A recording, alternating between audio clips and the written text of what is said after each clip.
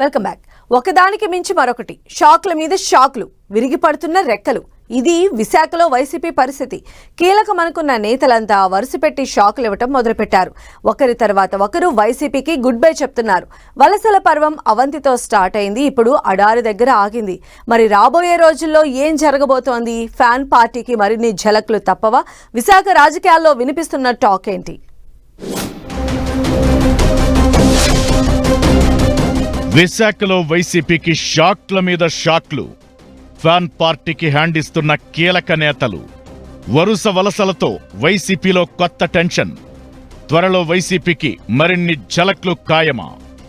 సార్వత్రిక ఎన్నికల్లో ఘోర పరాభవం, కనీసం ప్రతిపక్ష హోదా దక్కకపోవడం లాంటి పరిణామాలతో డీలా పడిన వైసీపీ శ్రేణులకు జంపింగులతో వరుస షాక్లు తగులుతున్నాయి. ఎన్నికల్లో ఓటమి తరువాత ఫ్యాన్ పార్టీ పరిస్థితి దారుణంగా తయారైంది.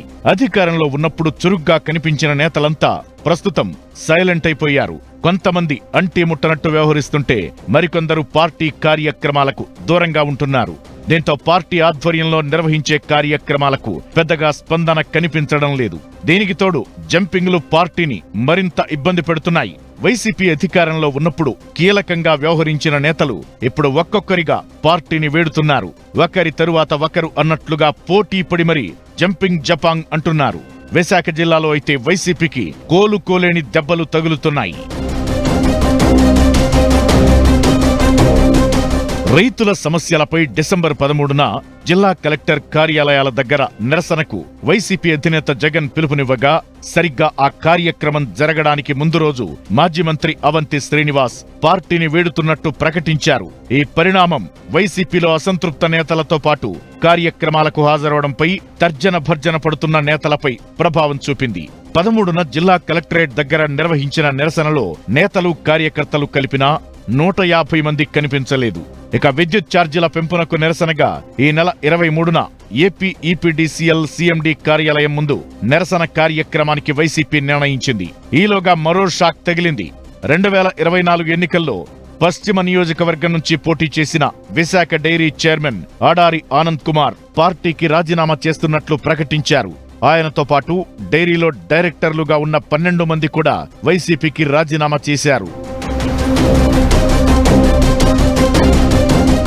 ఇలా ఒకరి తరువాత ఒకరు పార్టీ కార్యక్రమాలకు దూరంగా ఉండడం వైసీపీ శ్రేణులను కంగారు పెడుతోంది.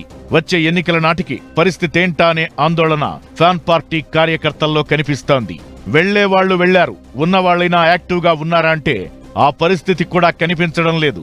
విశాఖకు చెందిన మాజీ ఎంపీ ఎంవివి సత్యనారాయణతో పాటు డీసీసీబీ మాజీ చైర్మన్ కోలా గురువులు, స్మార్ట్ సిటీ కార్పొరేషన్ మాజీ చైర్మన్ కన్నమని వెంకటేశ్వరరావు లాంటి వాళ్లు పార్టీలో ఉన్నారా అంటే ఉన్నారు అన్నట్లుగా కనిపిస్తున్నారు. పార్టీ చేపట్టిన ఏ కార్యక్రమంలోనూ పెద్దగా కనిపించడం లేదు. మరికొందరు నేతలైతే పార్టీతో అంటీ ముట్టనట్లు వ్యవహరిస్తున్నారనే ప్రచారం జరుగుతోంది. విశాఖలో అవంతితో స్టార్ట్ అయిన జంపింగ్లు ప్రస్తుతం ఆడారి దగ్గర ఆగాయి. ఇకపై ఏం జరుగుతుందా అనే టెన్షన్ వైసీపీ కార్యకర్తల్లో కనిపిస్తోంది. యలమంచిలి మున్సిపల్ చైర్పర్సన్ పిల్లా రమాకుమారి కూడా వైసీపీ ప్రాథమిక సభ్యత్వానికి రాజీనామా చేస్తున్నట్లు ప్రకటించారు. వ్యక్తిగత కారణాలతోనే రాజీనామా చేస్తున్నానంటూ తెలిపారు. అయితే వరుసగా నేతలు పార్టీని వీడుతున్నా వైసీపీ నేతలు కార్యకర్తల్లో ధీమా తగ్గడం లేదు. ఎన్నికల నాటికి మళ్లీ కొత్త నాయకత్వం వస్తుందని ఇప్పుడు పార్టీని వీడిన నేతలే అప్పుడు మళ్లీ క్యూ కడతారంటున్నారు. ఎవరి ధీమా ఎలా ఉన్నా ఉత్తరాంధ్రలో మాత్రం ఫ్యాన్ పార్టీకి వరుస షాక్లు తగులుతున్నాయి.